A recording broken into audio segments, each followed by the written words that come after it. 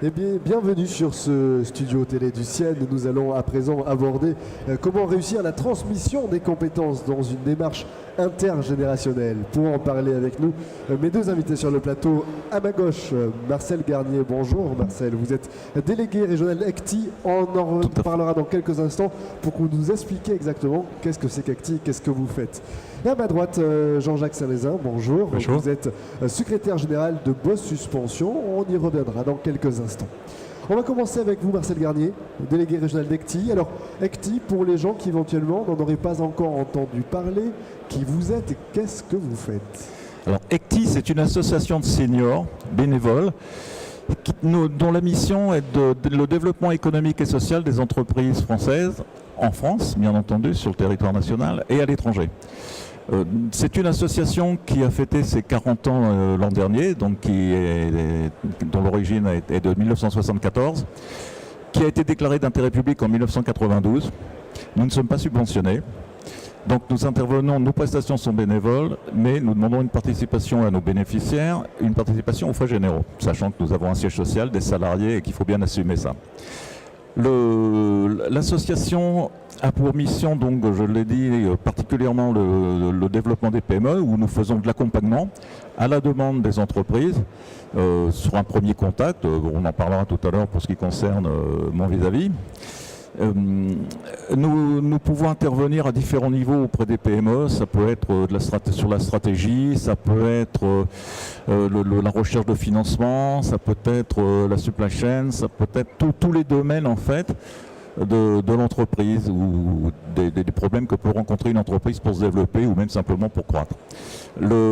Sachant que nous sommes en France 2000 adhérents, ECTI est une association nationale qui couvre tout le territoire, 24 régions, 83 départements, et en Midi-Pyrénées, sur les 8 départements, nous sommes une centaine. Voilà, donc 100 adhérents en Midi-Pyrénées avec des compétences diverses, puisque les origines de nos adhérents ou des experts, comme nous les appelons, ou des intervenants auprès des entreprises, sont des gens qui sont issus de l'industrie, qui sont issus de grands groupes, qui étaient managers, qui étaient chefs d'entreprise, pour la majorité d'entre nous. Donc nous connaissons, c'est pour ça que nous couvrons tous les domaines de l'entreprise. Quoi dire encore? Nous intervenons en dehors, par contre, on peut en dire deux mots. En dehors de l'entreprise, nous intervenons également dans les collectivités territoriales, particulièrement ces 2 ou 3 dernières années pour le diagnostic d'accessibilité, sachant que tous les bâtiments publics, privés ou publics d'ailleurs, qui sont ouverts à la circulation ont des obligations d'accessibilité à toutes les formes de handicap. Donc nous sommes spécialisés là-dedans, dans ce domaine, et nous intervenons pas mal auprès des communes de la région et de la France entière. Ça, c'est pour l'aspect collectivité territoriale. Et ensuite, nous intervenons en insertion professionnelle, on peut dire. Nous avons un partenariat avec le ministère du Travail dans le cadre de la mission École-Entreprise. Nous intervenons dans les lycées pour expliquer aux étudiants ce qu'est l'entreprise, les devoirs, les obligations, toute la complexité d'une entreprise auprès d'une population qui ignore souvent ce que c'est. Très souvent même.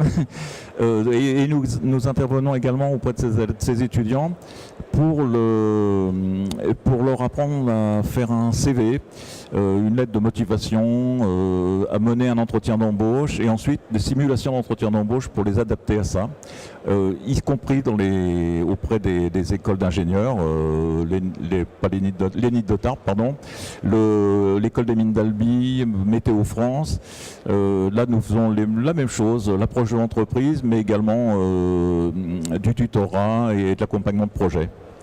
Et nous intervenons dans d'autres régions également dans les universités avec des cycles de conférences sur les métiers du futur, l'innovation, etc.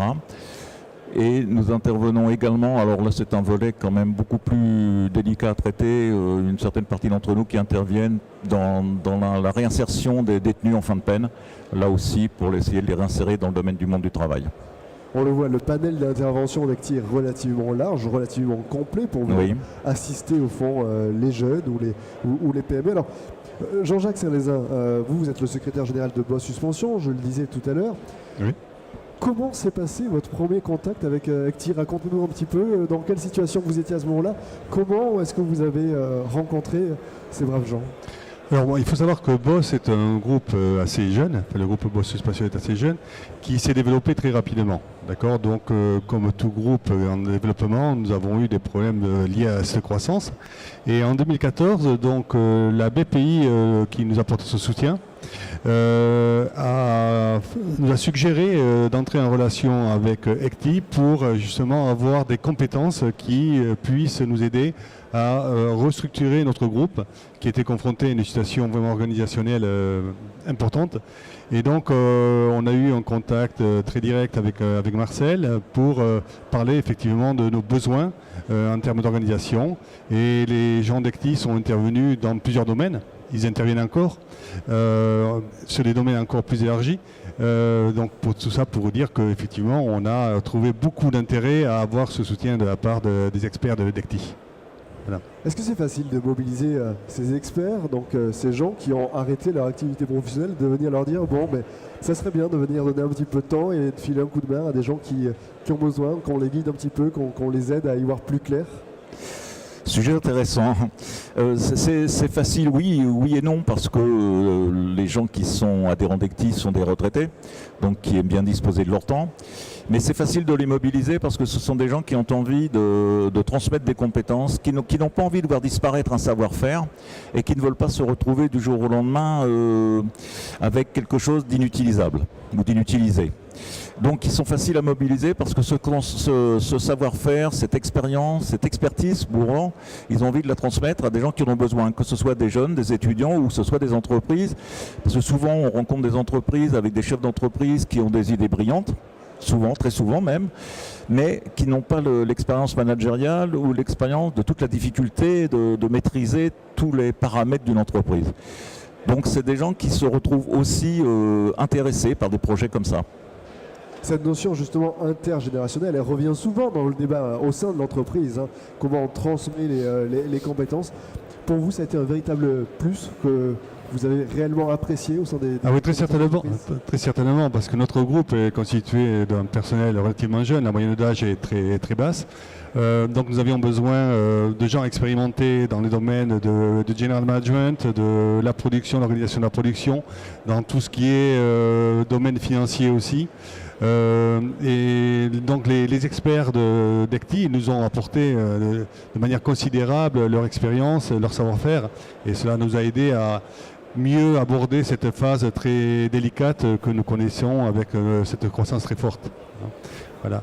Est-ce qu'il y a une typologie type d'entreprise dans laquelle vous intervenez? Est-ce qu'on pourrait dresser un portrait robot au fond des gens qui ont vraiment un besoin et que vous êtes à même d'apporter?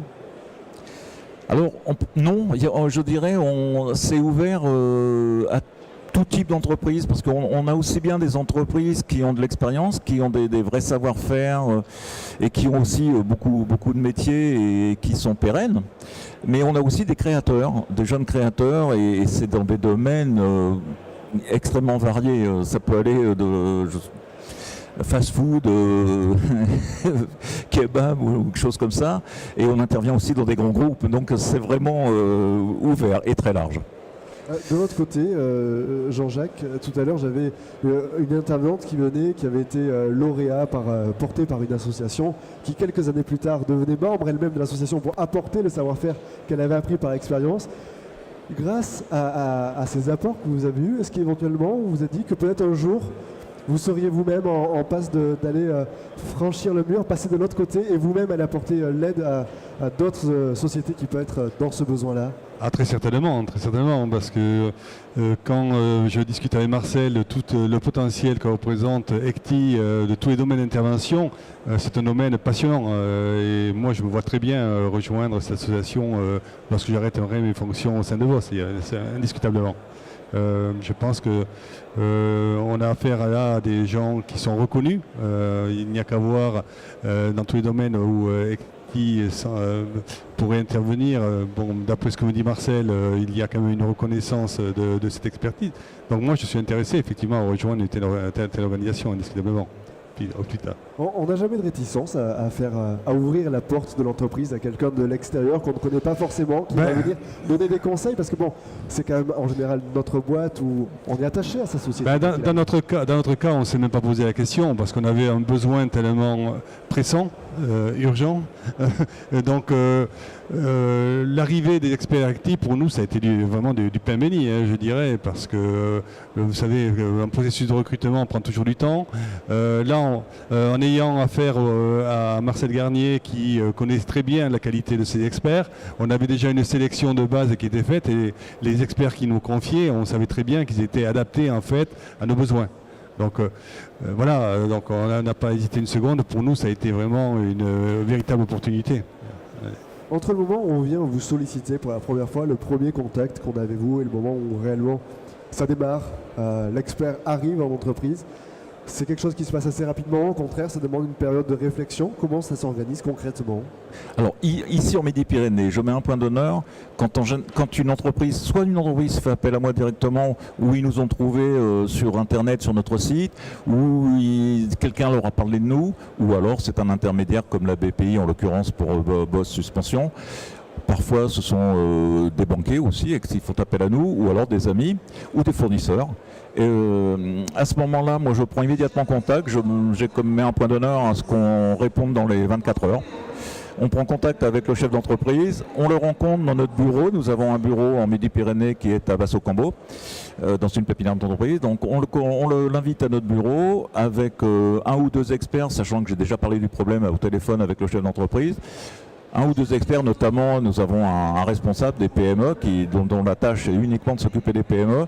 Nous rencontrons le chef d'entreprise, on étudie sa problématique, on essaie d'étudier son besoin réel ou le fait qu'il n'ait pas la possibilité de s'adresser à un cabinet de consultants. Donc ça c'est important, j'ai déjà dit. Et puis à partir de là, on met en place, on fait une visite à plusieurs experts, ou deux experts, ou moi et un autre expert, pour évaluer l'entreprise de l'intérieur. Et puis à partir de là, on essaie de bâtir un plan selon les besoins que nous avons, ceux qui sont exprimés par le chef d'entreprise, mais ceux aussi que nous découvrons, parce que les besoins exprimés par le chef d'entreprise ne sont pas forcément les seuls besoins. Il y a aussi des besoins, on va dire, cachés et que nous découvrons parce qu'il y a l'expérience qui est là, il y a ce qu'on connaît des entreprises, ça se voit aussi vite. Donc on en parle après avec le chef d'entreprise, on élabore un projet et puis après on lance les experts en fonction pas seulement des disponibilités des experts, parce que ça va au-delà de leur disponibilité. Souvent, il y en a qui se passionnent, ou ils sont tous passionnés, et ils passent beaucoup de temps, parfois vraiment beaucoup de temps, où on se demande s'ils sont toujours salariés ou s'ils sont retraités. Et à partir de là, on suit le plan qui a été élaboré jusqu'au bout, quoi. Nous prenons les contacts qu'il faut, que ce soit avec des partenaires financiers, que ce soit pour du recrutement, que ce soit avec le personnel. Il y a des moments où, malgré toute la bonne volonté du monde, on arrive trop tard pour faire les modifications, pour changer la façon de faire de l'entreprise. Est-ce qu'il y a des moments, entre guillemets, voilà, c'est malheureusement, la peine à l'aide est passée trop tardivement? Est-ce que ça arrive? Est-ce que globalement, ça a toujours une fin heureuse? Comment ça se passe? Alors, honnêtement, je ne sais pas si c'est dû à notre compétence, mais pour l'instant, ça n'est jamais arrivé. Nous sommes arrivés toujours parfois un peu tard parce que ça devient compliqué, mais en fait, ça a toujours été l'entreprise. Nous l'avons rendue grâce au chef d'entreprise qui est dynamique en général, pérenne. Donc, on n'a pas pour l'instant eu d'échec. Ce qui ne veut pas dire. C'est une loi. Il ne faut pas généraliser là-dessus quand même. Il vaut mieux que les entreprises fassent appel à nous dès qu'ils sentent un problème que quand vraiment il y a le feu. Voilà. Vous auriez pu avoir ce réflexe si ce n'était pas la BPI qui avait fait office d'intermédiaire? Très sincèrement, ECTI, on ne connaissait pas. C'est la BPI qui nous a présenté. Et encore une fois, ça a été une découverte formidable pour nous. Mais auparavant, de notre propre initiative, jamais on n'aurait contacté ECTI. On n'avait pas connaissance en fait, de tout le potentiel que représentait l'association en termes d'aide aux entreprises. Voilà. Enfin, si je peux rajouter une chose, je pense que ECTI aussi doit être intelligemment utilisé. C'est-à-dire c'est une association qui est là pour accompagner un groupe, une société dans son développement ou même dans un besoin ponctuel. Voilà. Et donc il faut profiter, je dirais, de cette expertise pour en même temps arriver à s'organiser, à se structurer et à remédier, je dirais, aux problèmes pour lesquels on a fait appel à ECTI. C'est ça en fait, Marcel, je pense que c'est comme ça que, que se présente la philosophie d'intervention d'ECTI. Je pense que cette expertise, elle est très très appréciable. Mais il faut à la société en fait qui fait appel aux services de ECTI après d'arriver, je dirais, à devenir autonome progressivement. Alors c'est pas facile parce que bon, toute cette expertise qui est mise à notre disposition, on a envie d'en profiter un maximum et de continuer à en profiter. Il y a quand même l'avantage aussi coût, c'est pas négligeable, hein, c'est-à-dire que l'expertise ECTI, elle est quand même intéressante financièrement, donc ça on peut pas l'ignorer, et donc on aurait tendance effectivement à conserver comme ses propres employés les experts d'ECTI. Voilà, c'est bien ce qui nous arrive à nous, hein. Donc il faut quand même qu'on arrive aussi à progressivement à un certain niveau d'autonomie, voilà, et à nous détacher de l'ECTI. Voilà. Pour terminer, en quelques mots, Marcel Garnier, si on souhaite en savoir plus, vous contacter, vous appeler à l'aide, comment est-ce qu'on peut joindre ECTI ? Alors, ça c'est une bonne question parce que je dois dire que nous souffrons d'être méconnus. Alors les gens qui font appel à nous, effectivement, nous recommandent, reviennent parfois plusieurs fois au fil des années, hein, en fonction des besoins ou de l'évolution. Donc nous avons un site internet, ecti.com, où là vous avez vraiment le site national et vous pouvez voir en région, par département, comment s'adresser, à qui s'adresser. Ou sinon, nous avons notre bureau à la pépinière entreprise de Basso-Cambo, avenue du Général de Croûte à Toulouse, où là vous pouvez nous contacter. On a une permanence, d'abord un secrétariat qui est là tous les jours, et vous pouvez nous joindre là aussi sur notre site internet ECTI Midi-Pyrénées. Marcel Garnier, Jean-Jacques Saint-Lézin, merci beaucoup à tous les deux d'être venus sur notre plateau aujourd'hui. Merci à vous. Merci.